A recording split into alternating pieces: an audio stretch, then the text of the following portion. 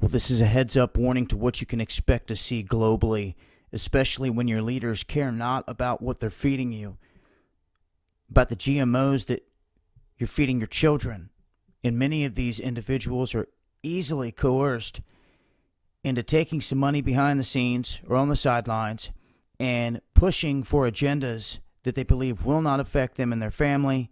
They believe the money can see their way out of any problem, and they don't think about the long-term effects of what GMOs are going to do to not only our country, but the globe.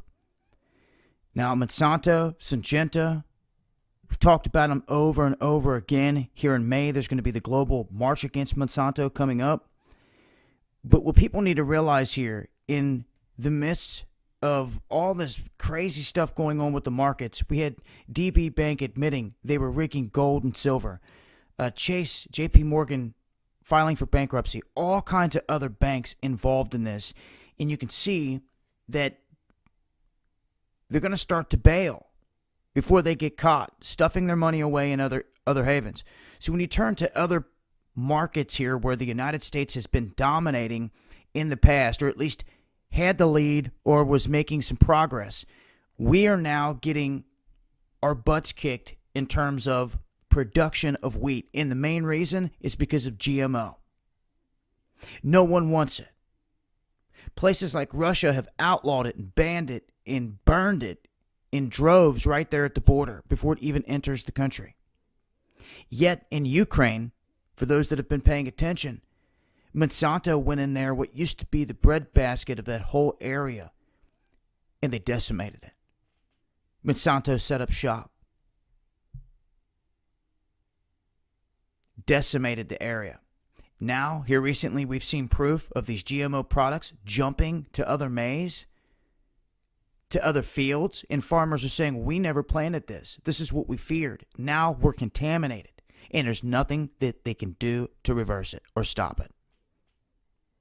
So, Russia is now on the incline when it comes to wheat.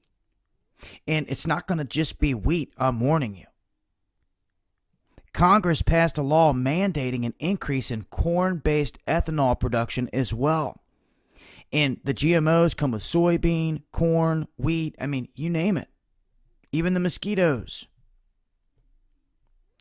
And it's all by the big companies here, the same ones over and over.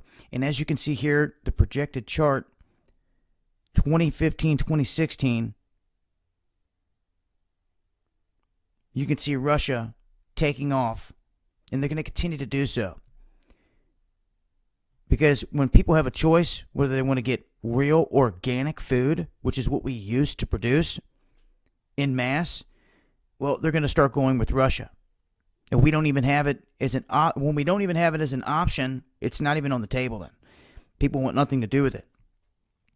And they're saying, according to the new reports, that the exports of wheat are due to drop at least 9.3% by the end of May this year. That is the lowest since 1972.